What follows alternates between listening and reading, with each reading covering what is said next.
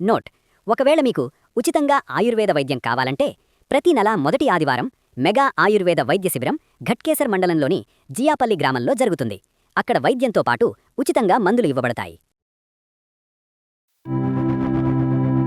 తిరగబెడుతూ వేధించే చర్మవ్యాధుల్లో సోరియాసిస్ ఒకటి. అయితే శరీరతత్వం, ప్రేరేపించే అంశాలు, మందుల ప్రభావాల ఆధారంగా చికిత్స ఎంచుకోగలిగితే ఈ మొండి వ్యాధిని కూడా పరిష్కరించుకోవచ్చు. అది ఎలాగో తెలుసుకుందాం. సోరియాసిస్కు పలానా కారణమని ఖచ్చితంగా చెప్పడానికి వీల్లేదు. శరీరంలో రోగనిరోధక శక్తి తగ్గడం వల్ల రక్షణ వ్యవస్థ శరీరం మీదే దాడి చేసే ఆటో ఇమ్యూన్ డిజార్డర్స్ ఫలితంగా సోరియాసిస్ తలెత్తవచ్చు. అలాగే వంశపారంపర్యంగా సంక్రమించవచ్చు. అయితే ప్రధానంగా మానసిక ఆందోళన, ఒత్తిడితో కూడిన జీవితం, కొన్ని రకాల ఆహార పదార్థాల వల్ల సోరియాసిస్ తలెత్తవచ్చని కొన్ని తాజా అధ్యయనాల్లో తేలింది.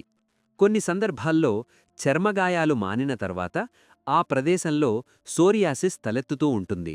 దీన్ని కొబ్నర్ ఫెనోమినా అంటారు. అలాగే కొన్ని రకాల మందులు, స్టెరాయిడ్స్ కూడా సోరియాసిస్ను ప్రేరేపిస్తాయి.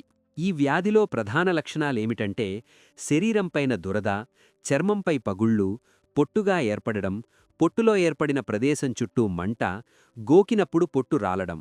సోరియాసిస్లో 5 రకాలుగా ఉన్నాయి. అవి ఏమిటంటే ప్లేట్ సోరియాసిస్. 80% సోరియాసిస్లు ఈ కోవకు చెందినవే. ఈ సమస్య పెద్దల్లో ఎక్కువ. గుట్టెడ్ సోరియాసిస్ పిల్లలు, యుక్త వయస్కుల్లో తలెత్తుతుంది. ఇన్వర్స్ సోరియాసిస్ స్థూలకాయల్లో, చర్మపు ముడతల్లో వస్తుంది. పస్చులార్ సోరియాసిస్ అరుదుగా పెద్దల్లో వస్తుంది. ఎరిథ్రోడెర్మిక్ సోరియాసిస్ 90% చర్మం సోరియాసిస్కు గురైనప్పుడు ఎరిథ్రోడెర్మిక్ సోరియాసిస్గా పరిగణించాలి. ఈ మొండి చర్మవ్యాధికి అల్లోపతి వైద్యంలో శాశ్వత చికిత్స లేదు. సోరియాసిస్ చికిత్సతో అదుపులోకి వచ్చి పూర్తిగా నయమైపోయిన భ్రమను కలిగిస్తుంది.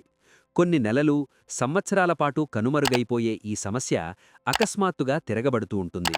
కాబట్టి సోరియాసిస్కు అల్లోపతి వైద్య విధానంలో శాశ్వత చికిత్స లేదనే విషయాన్ని గుర్తుపెట్టుకోవాలి. అయితే ఆయుర్వేదం, హోమియో వైద్య చికిత్సలో ఈ వ్యాధిని అదుపులో పెట్టగలిగే సమర్థవంతమైన చికిత్సలు ప్రస్తుతం అందుబాటులో ఉన్నాయి.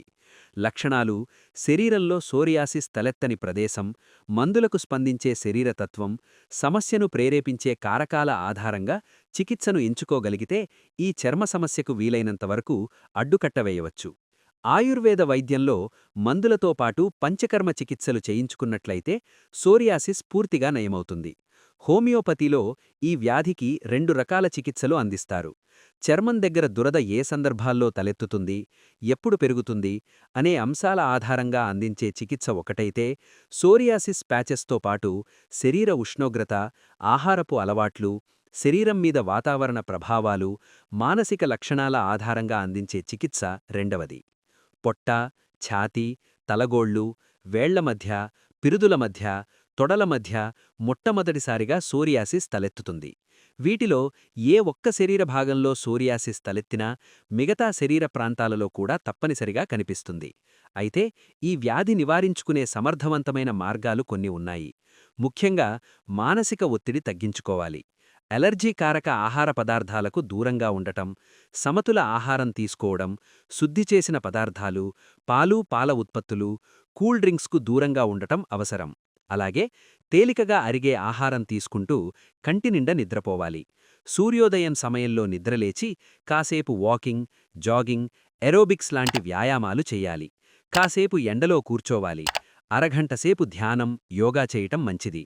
ఈ నియమాలు పాటించగలిగితే సోరియాసిస్ అదుపులో ఉండటంతో పాటు కొత్తగా సోరియాసిస్ తలెత్తకుండా ఉంటుంది.